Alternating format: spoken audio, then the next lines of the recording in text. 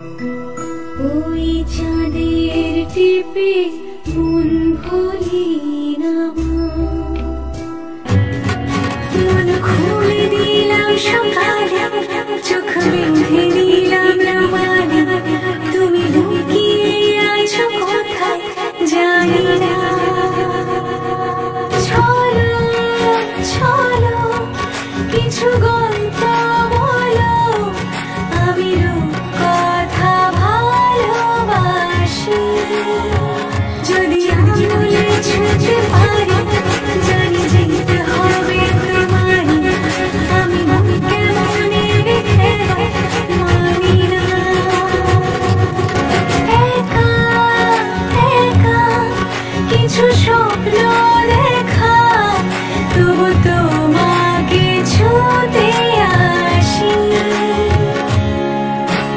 কারামাছি কারামাছি ছুঁয়ে আছি, কারামাছি কারামাছি ছুঁয়ে আছি, কারামাছি কারামাছি ছুঁয়ে আছি, কারামাছি কারামাছি ছুঁয়ে আছি।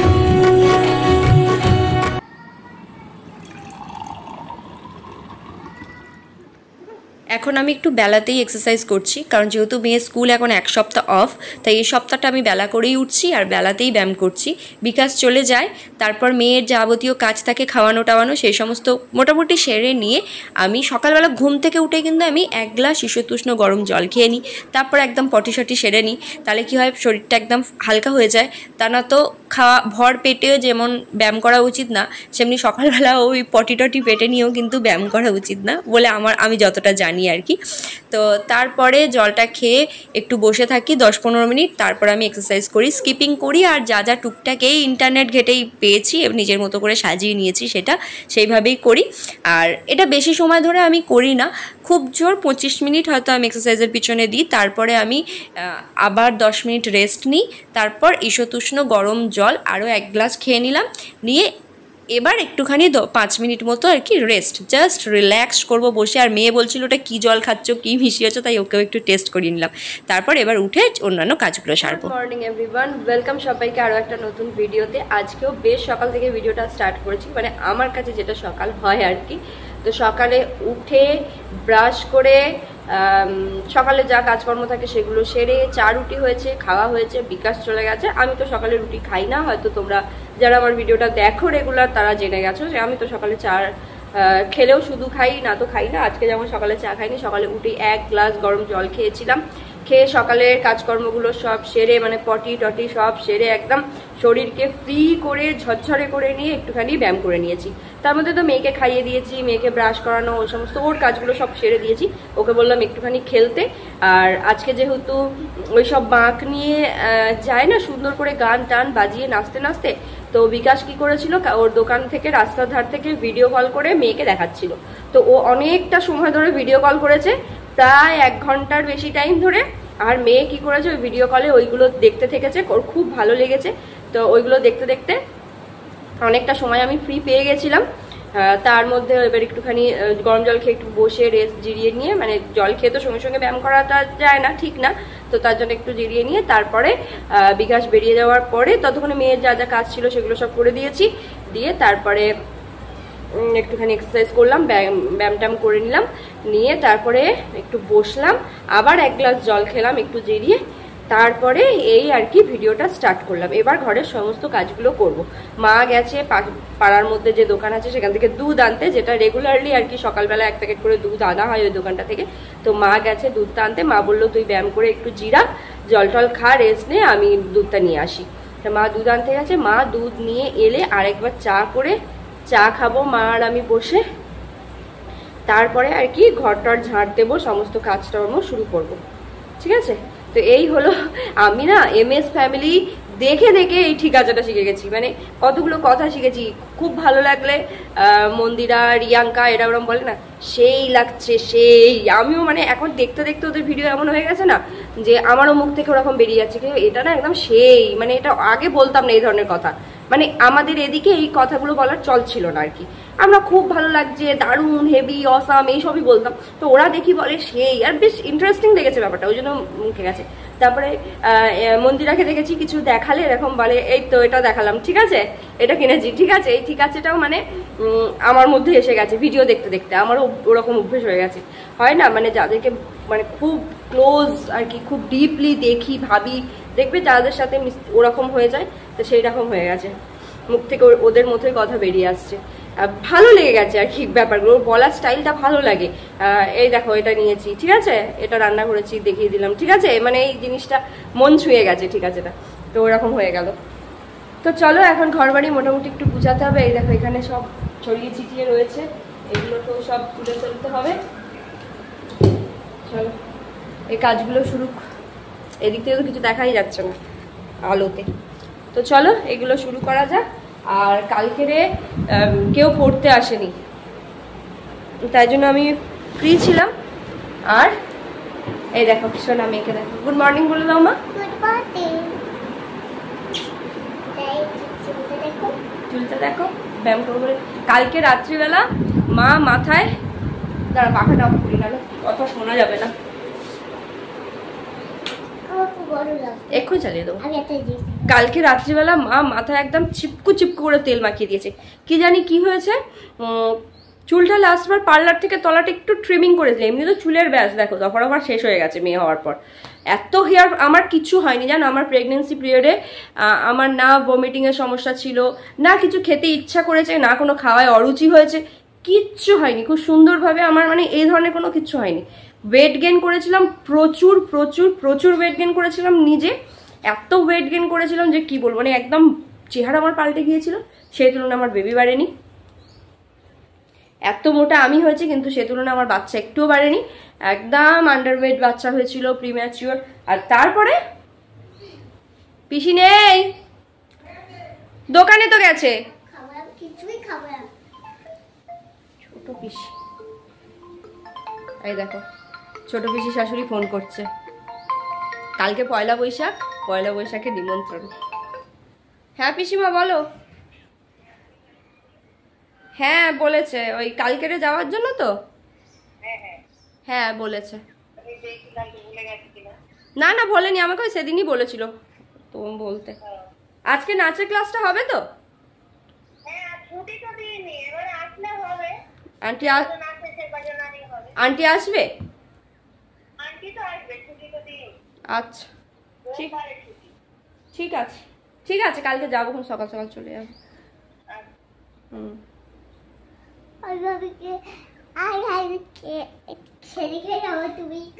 কালকে পয়লা বৈশাখ, কালকে ঠাম্মিদের বাড়ি সব একসাথে খাওয়া দাওয়া হবে।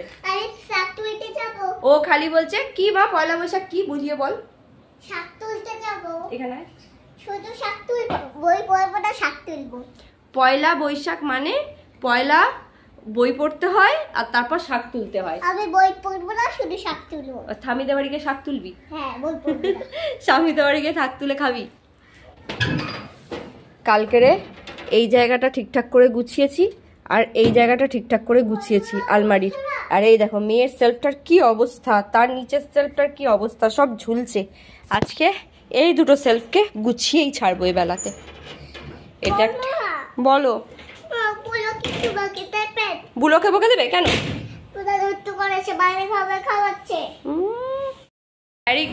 স্যারিগ্রোটা এনেছি ওর জন্য, ও খাবে না, বলছে ওটা বাজে খাবার, বাজে খাবার ওটা, ওটা খুব ভালো খাবার।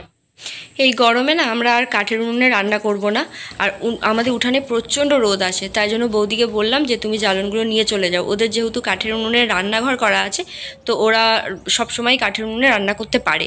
তো আমাদের যেহেতু খোলা জায়গাতে হয় সেই জন্য এই রোদের মধ্যে আর গরমে পারবো না, তারপরে এরপর বর্ষা এসে যাবে, বৃষ্টি হবে, তখন তো আরোই পারবো না। তো জন্য বৌদি সব পাতা টাতাগুলো যা আছে নিয়ে চলে যাচ্ছে। আর এখন একটু চা করে নিচ্ছি, মা আর আমি দুজনে একটু চা খাবো, সাথে নেবো একটা করে প্রজাপতি বিস্কিট। প্রজাপতি বিস্কিট খেতে কার কার ভালো লাগে কমেন্ট করে জানাবেন। আর এটা এত মচমচে দেখুন, ধরতেই ভেঙে গেল। এই দেখো জবা পাতা, লাল জবা ফুল যেটা হয় সেই লাল জবা ফুলের এই যে এইটা, এই লাল জবা ফুলটার এগুলো তো কুড়ি, যে কটা দুটো চারটে কুড়ি ছিল গাছে পেরে নিয়েছি। আর এই হলো পাতা, ভালো করে ধুয়ে কুড়ি ফুলগুলোর বৃতিগুলোকে ফেলে দিয়েছি, ডান্ডি ফেলে দিয়েছি, পাতা আর ফুল ভালো করে এবার পেস্ট করব ধুয়ে। তারপর এটাকে মাথায় এই দেখুন একদম সুন্দর, একদম মিহি পেস্ট করেছি, একটু জল দিয়েছি জানো। মাখিয়ে দাও মা। তাও একটু একটু পাতা পাতা আছে, ওগুলো বেরিয়ে যাবে ধুলে। কিছুই দিইনি এর মধ্যে, শুধু জবা ফুল আর পাতা। চুল পরিচর্যায় যে জবা ফুলের একটা বড় ভূমিকা আছে সেটা কিন্তু আমরা কম বেশি সবাই জানি, তবে ডিটেলে যদি জানতে চাও তাহলে গুগল সার্চ করে দেখে নিতে পারো যে চুলের কী কী উপকারে লাগে। তবে আমরা মেনলি যে কারণে চুলে জবা ফুল বা পাতাটাও, জবা ফুলের পাতাটা বেটে মাথায় লাগাই, সেটা হচ্ছে জবা ফুলের পাতা বা ফুলে দেখবে একটা পিচ্ছিল মতো পদার্থ রয়েছে, মানে একটা লালানি ব্যাপার রয়েছে, হরহরে মতো ব্যাপার রয়েছে, যেটার কারণে কিন্তু চুলটা খুব সুন্দর সিল্কি হয়ে যায়। আর একটা আলাদা সাইন আসে, যাদের চুলটা আমার মতো মানে অনেকটা ফ্রিজি ড্রাই হয়ে গেছে, রাফ হয়ে গেছে, তারা কিন্তু চাইলে জবা ফুল পর্যাপ্ত পরিমাণে সবসময় পাওয়া না গেলে পাতাও নিয়ে মানে পেস্ট করে এভাবে লাগিয়ে 1 ঘন্টা রেখে ধুয়ে দিতে পারো। কন্ডিশনিং হবে খুব ভালো, চুলটা সিল্কি হবে, ফ্রিজিনেসটা অনেকটা কেটে যাবে।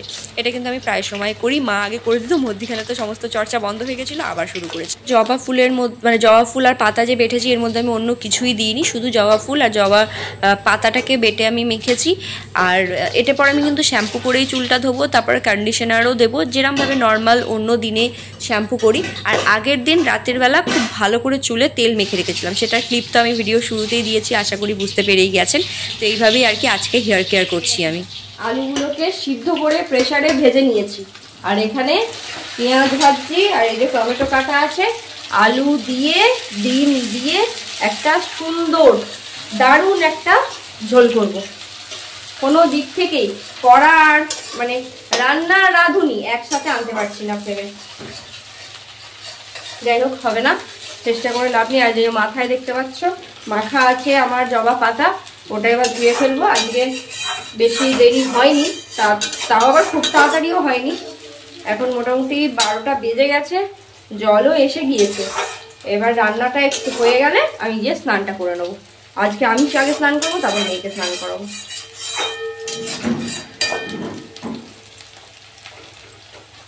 তখন বলতে বলতে তো থেমে গেলাম। চুলটা এত উঠে উঠে পাতলা তো হয়ে গেছে, এবারে সবসময় তলাটা একটু ট্রিমিং করা হয় মায়ের হাতে, মা কেটে দেয়, তলাটা হালকা করে ট্রিমিং করে দেয়, একদম স্ট্রেট করে। আর সামনেটা আমি একটু লেয়ার টাইপের করি অল্প। এবারে মায়ের কি মনে হলো, পার্লারে যা, পার্লার থেকে কেটে আয়, পার্লার থেকে তলাটা কেটে আয়, আরো ভালো হবে, সমান হবে। ও বাবা, পার্লারের দিদিটার হাতে কেটে ব্যাস চুল আমার বাড়া যেমন তেমন, যেন মনে হচ্ছে দিন দিন ছোট হয়ে যাচ্ছে চুলটা। আরো সবাই দেখলে বলছে তুই কি চুল ছোট করে দিয়েছিস, তুই কি চুল ছোট করে দিয়েছিস। অতটাও ছোট করে দিইনি যতটা ছোট মনে হচ্ছে, কি জানি কি হয়েছে, বাড়ছে তো আর নাই, প্রায় 6 মাসের উপরে হয়ে গেছে, একটুও বাড়েনি। তাই জন্য এখন আবার মা বলছে আমি তোর চুলে হাত দেওয়া ছেড়ে দিয়েছি, তাই তোর চুলের অবস্থা খারাপ হয়ে গেছে, আবার আমি হাত দিতে হবে যাতে তোর চুলটা ঠিক হয়। তাই জন্য কালকে রাতে চিপকু করে তেল মাখিয়েছে, আজকের জবা পাতা এসব বেটে মাখানো হলো। মা বলছে ভালো করেই ছাড়বো তোর চুল, এবার ভালো করেই ছাড়বো, দেখা যাক কতটা ভালো হয়। তো চলো রান্না বান্না শেষ করি। ডিম আলুর ঝোলের তো আর রান্না দেখানোর কিছু নেই, তাই আর এখানে সময় নষ্ট করে লাভ নেই। খুব গরম লাগছে, বেশ গরম এসে গেল, দুদিন ঝড় বৃষ্টি হয়ে একটু ঠান্ডা হয়েছিল, আবার গরম এসে গেল। দুপুরবেলা রান্না করতে করতে সেই যে ভিডিওটা বন্ধ করেছি, এখন আবার শুরু করছি একেবারে 4টে বাজে। 4টে বাজে আমাদের ছাদে কিন্তু টানা রোদ, এই কাপড়গুলো তুলে নিয়ে যেতে এসেছি, কারণ আজকের পাশের বাড়িতে পেয়ার মিটিং আছে, মা তো সেখানে চলে যাবে, বিকাশ দোকান খুলতে চলে যাবে, আর আমি মেয়েকে নিয়ে যাব নাচের ক্লাসে। আমি পেয়ার মিটিংয়ে যেতে পারবো না, নাচের ক্লাসে যাব। তো সেই জন্য অন্য সময় মা তুলে নেয়, যেহেতু আমি পড়াতে চলে যাই, বিকাশ কাজে চলে যায়, তাহলে দেখি তোর ঠোঁটটা কেন এরকম লাল হয়ে রয়েছে, দেখি আসলে ঠোঁট দেখি, জিভ ঢুকা দেখি এরকম লাল হয়েছে। এ বাবা, এটা কেটেছে কি করে ঠোঁটটা, এখানটা পড়ে গেছিলি তাহলে? তুমি জলটা খাও, আমি এনেছি। ছাওয়ায় বস, ছাওয়ায় রোদে যাস না, এদিকে দাঁড়া। তো তখন হচ্ছে মা তুলে নেয়, তালা মারার, কাপড় তোলার এইসব ঝামেলাটা আমার থাকে না, কিন্তু যেহেতু মা আজকে পেয়ার মিটিংয়ে চলে যাবে, সেই জন্য আমাকে সব কিছু গুছিয়ে রেখে তালা দিয়েই চলে যেতে হবে। আমার আবার আস্তে আস্তে সেই রাত্রি 8টা বেজে যাবে। তো মেয়ে নাচের ক্লাসে যাবো, 8টা বাজবে বাড়ি আসতে। তো আজকে আর এরপর আর কিছু ভিডিও করব না। আর আজকে তো চড়ক না কি আছে, কালকে পয়লা বৈশাখ। সবাইকে বাংলা নববর্ষের অগ্রিম প্রীতি ও শুভেচ্ছা জানিয়ে ভিডিওটা শেষ করছি। যদিও ভিডিওটা কালকেই আপলোড হবে, মানে কালকেই পাবলিশড হবে, তো হয়তো আর অগ্রিম কথাটা ঠিক থাকবে না। পয়লা বৈশাখের শুভেচ্ছা মানে নতুন নববর্ষের শুভেচ্ছা জানিয়ে আজকের ভিডিওটা কিন্তু শেষ করছি। এই আজকে শেষ করব, আবার নতুন ভিডিও পরের বছরে হবে। তো সকলে ভালোভাবে দিনটা কাটান, এনজয় করুন। চড়ক এইসবেরও পুজো টুজো থাকে, অনেকেই হয়তো সেগুলো করছেন। অনেকের বাড়ির কাছাকাছি হচ্ছে, চড়কের মেলাও হয়, আমাদেরও এখানে হয়, তবে খুব ছোট করে, খুব একটা ভালো মেলা হয় না। যাব কি যাব না তারও কোনো ঠিক নেই। আর যদি যাই তো ভিডিও করব যদি পসিবল হয়। আর পয়লা বৈশাখের তেমন কোনো স্পেশাল ভিডিও আমার চ্যানেলে আসবে না, স্পেশাল ব্লগ আসবে না, কারণ যেহেতু পিসির বাড়িতে খাওয়া দাওয়া হবে। আর আমি ব্লগিংটা করি নিজের শখ থেকে, তো সেটা আমার ঘরে, আমার শখ আমার ঘরেই সীমাবদ্ধ থাকে। অন্যের বাড়িতে গিয়ে সেটা আমার শখ সাধ পূরণের ইচ্ছাটা আমি রাখি না, কারণ আমার ব্লগিংয়ের জন্য অন্য কাউকে আমি বিভ্রান্ত করতেও চাই না, কারণ সবাই তো সব জিনিসটা ঠিকভাবে নেয় না। আর ব্লগারদের সবসময় চারিদিকে ক্যামেরা ধরাতে যারা ব্লগার নয় তারা হয়তো অনেক সময় অনেকটা বিরক্ত হলে হতে পারে না। আমি এটা বলছি না যে আমি যাদের বাড়ি যাব তারা হবে, কিন্তু হলেও হয়তো হতে পারে, আমার মনে হয়। তাই আমি কাউকে ডিস্টার্বও করতে চাই না। যাব একটা দিন ফ্যামিলি টাইম স্পেন্ড করব, একসাথে রান্না বান্না খাওয়া দাওয়া করব, আনন্দ করব, ব্যাস এটাই। তো সেইভাবে জন্য স্পেশাল কিছু ব্লগ আসবে না হয়তো, হ্যাঁ এতটা আমার ইচ্ছা আছে। তো দেখা হবে আবার পরের ভিডিওতে। আবারও বলছি, নববর্ষের প্রীতি ও শুভেচ্ছা জানিয়ে আজকে ভিডিওটা এখানেই শেষ করছি। টাটা।